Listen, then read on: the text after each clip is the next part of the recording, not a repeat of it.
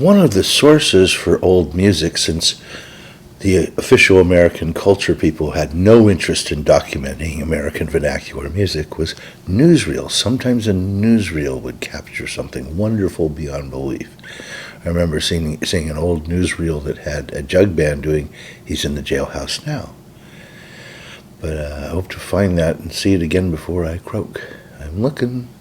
Anyway, this is Uncle John Scruggs, and this is from a newsreel. Bless their little hearts. Sometimes they might film, some music to use as background and film the actual performance or something, and then edit the music behind something more newsworthy than a fabulous, probably ex-slave playing banjo and a song, "The Little Old Log Cabin in the Lane," which is an 1871 pop hit. There's sheet music to this.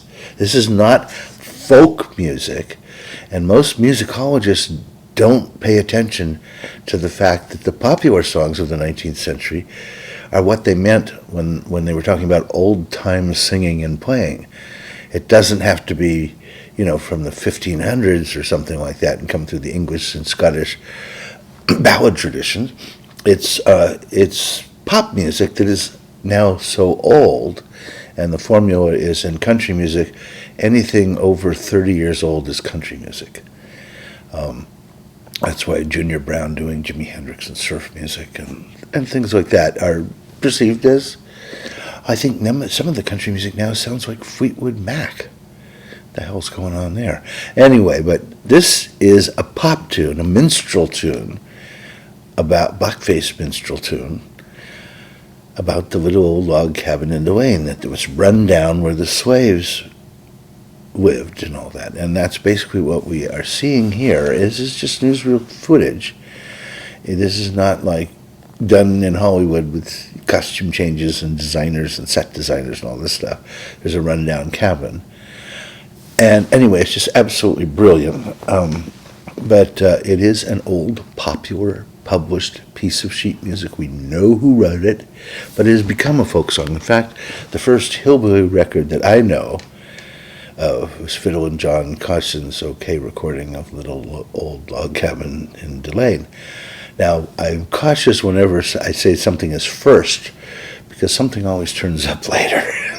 And oh God, the first rock and roll record, don't get me started on that. It's not Rocket 88. Rocket 88 works if you can only go back to early R&B. If you are interested in the roots of the rock and roll, it goes way, way, way back. So anyway, and the thing is this politically correct? I mean, technically the term used for the little kids dancing around would be pickaninnies, which you don't hear much anymore. But there's an idea that we should the revisionist history program, which is, that's not correct, and that's, this and that now. And what that is for, so as in 3 or 4 generations, we can pretend that none of the slavery business ever happened. In fact, there was a textbook put out a year or 2 ago, and the America of Immigrants, and the Africans, it said that the Africans came over here to work. All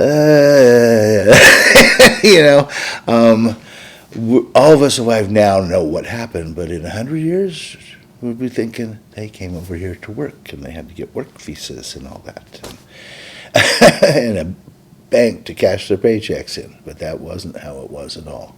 This is somebody who was probably an old slave, playing a very old style of banjo, and it's wonderful beyond belief. It just really, what a miracle that some news cameraman would film this.